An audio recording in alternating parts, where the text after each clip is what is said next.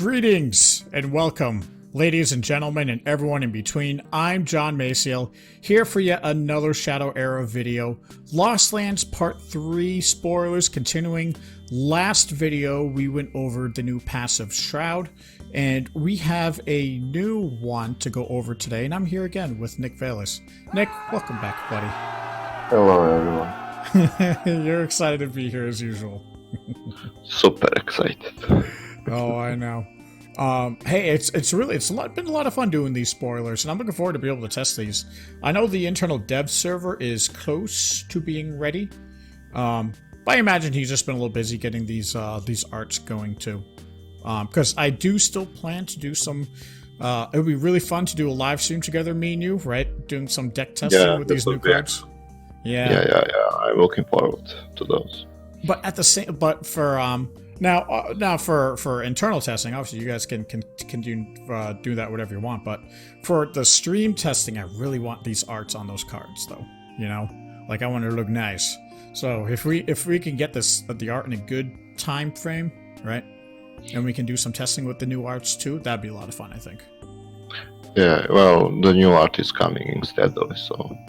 Yeah, it's coming in steadily. I'm expecting soon to be open for public testing. Yeah. I am going to get another batch of arts this week from Kyle. That's what he told me. I don't know how many of them, so we'll see. I think, how many have we got right now? Like 14 out of the 41, I think, is what I have right now. About it. So we still have a little ways to go, you know.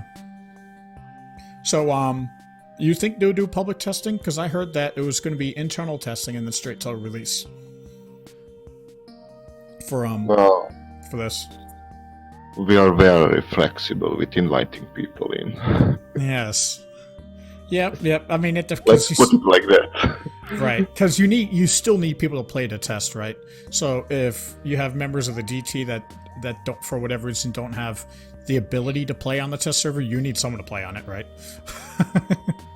So, yeah, we need a lot of experienced players because, I mean, it's only 41 cards, but we have like 700 cards already in the game, and we need to test all those cards against the new cards.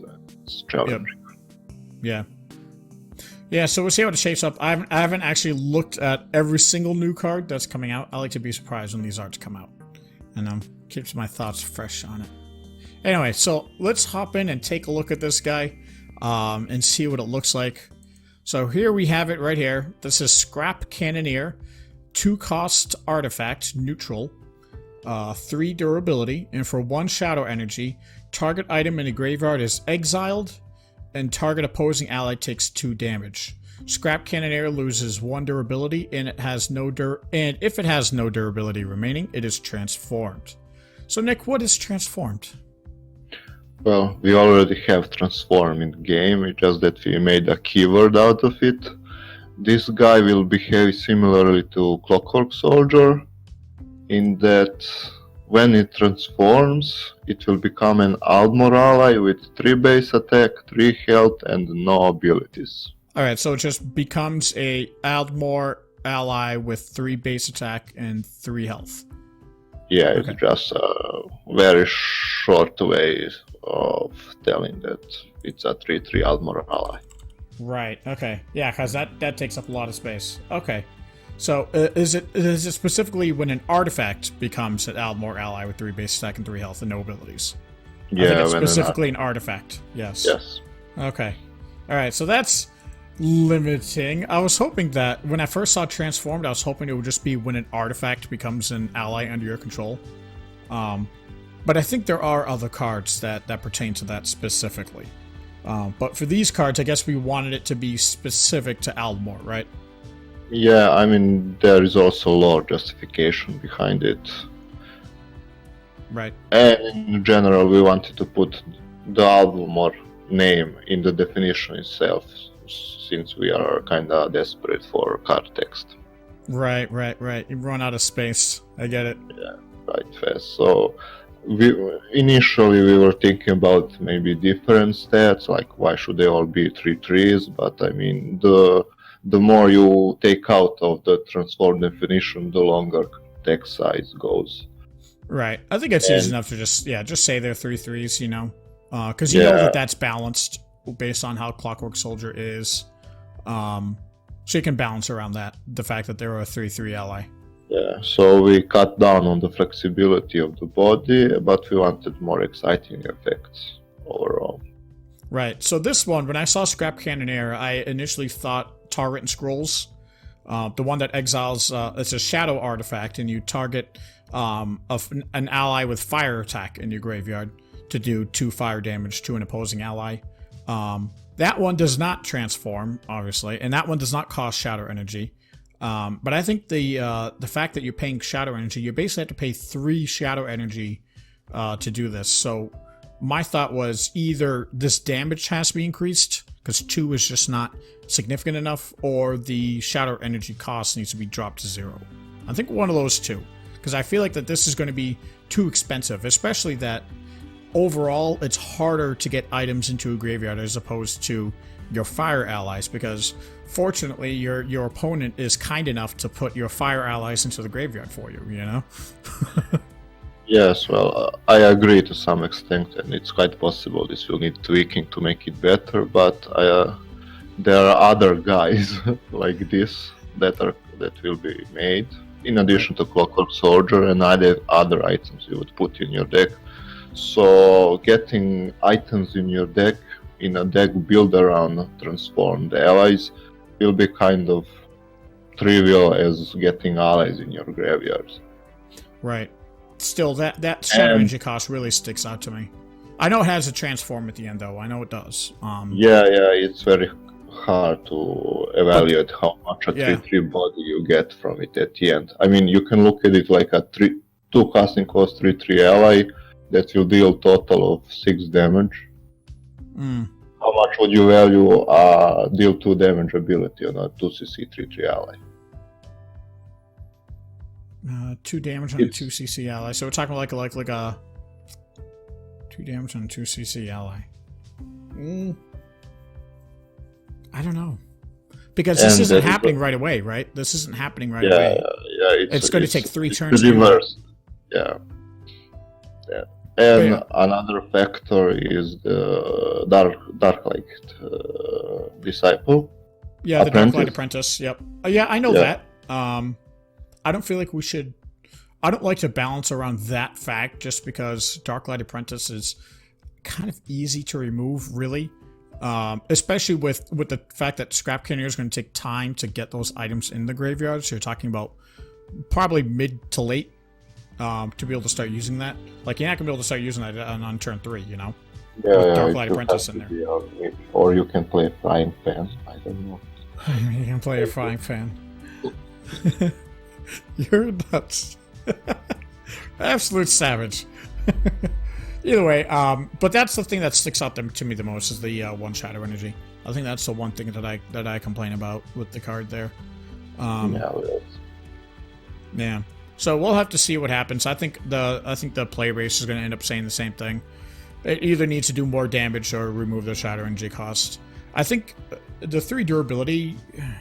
So when it has 0 remaining, it becomes it's kind of funny case with these transform artifacts, since reducing their durability is actually buffing them. Yeah. It's usually not the case with that.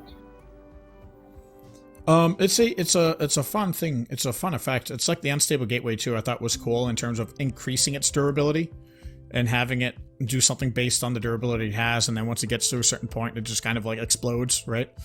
Yeah. I thought that was a cool idea there. But yeah, that's my initial thought in the Cannoneer. I think it will have to be tweaked, but like you said, it's going to take some testing to really figure out where we want it, whether we want to reduce it to like 2 durability, increase it to 3 damage, reduce it to 0 shadow energy. But so this is kind of more of the base, the idea that how we want it to be, you know. And then we can figure out the details as we go. Total of 9 new artifacts we transform in this last batch of cards. So I'm looking forward to players toying with them and seeing what direction they take them. All right. So this is this is when it has no durability remaining. So widespread decay, you could pop it. It's designed that way to remove Ravager synergies. Right. If So it it's was not when it's it- destroyed; it's when it has no durability. So, but again, Yeah, so yeah. that means you could use widespread decay to pop it, right? No, you cannot, since it has to be activated with its ability. All right. So, all right, I get it. So you have to leave it in place. So if you want to do it with widespread decay, you have to leave it with 3 durability. Widespread decay would knock it down to 1 durability. Yeah, then you activate. And then you activate it. Okay, I get it. So that's how that interaction would work. Okay. Yes. Makes sense to me. And it's and Ravager wouldn't work because it has to activate for you for it to happen. It's not a straight passive. Got it. It's part of the active. Yeah. Some of other golems have different trigger for transformation, but Yep. we'll talk about it when we get to them. Yep, we'll talk about that in other videos. Either you're with me doing it or I'm doing it on my own. We'll see how you feel. Yeah. But I think this is good right now. Yeah, and if anyone is interested in it, Clockwork Soldier will be reverted. It will read 1 shadow energy. If Clockwork Soldier is an artifact, it is transformed and gains, under parentheses, while Clockwork Soldier is an ally, it is returned to play as an artifact when killed. Okay. So we're gonna remove the details and just make it say it's transformed. I got it. Yeah. All right. So that's gonna be cool. And we could probably, like we said in the previous video, we can probably expect like a rewording of Stone Skin 2 to put the Shroud keyword on that. So it gains Shroud and takes 1 less damage, however way it goes. So it's gonna be cool seeing these passives on currently existing cards. Yeah, I mean, you can reverse Stone Skin 2 and Stone Skin summon the ally gains Shroud, for example, if need be. Yes, exactly. But then, like, there are other cards that interact with Shroud, like, we included a way to remove the Shroud, just in case it ends up too powerful. And if we put a Shroud as a keyword on a card like Stone Skin, it would essentially be a nerf to it. Right, it technically would That's be. another thing for consideration there. Should we name it or not? If we name it, then we put it in the pool with other Shroud cards and any cards that interact specifically with Shroud. Yeah, that's the Soul Reaper question and Eternal Renewal question, isn't it? Do you want to change it to exiled or just leave it as removed from game? Yes, because Soul Reaper, if you put exile on it, then it suddenly has synergy with Void Wretch, and that opens possibility to deal ton of damage with wretches. Right. Yeah, that makes sense, man. Okay. So thanks for showing up once again, Nick. Very cool to see Transform popping in there. Even though it is for something that currently exists, but then again, Shroud kind of currently exists in Stone Skin. But it's going to be cool to see those new effects in the game. So thanks for coming down, Nick. Yeah, thanks for having me. And I'll see you guys all next time. See you. Hey everyone, did you enjoy today's video? Be sure to leave a like, comment, and subscribe. Did you hate today's video? Then be sure to leave a like, comment, and subscribe. It's really the only way I can tell. Thanks.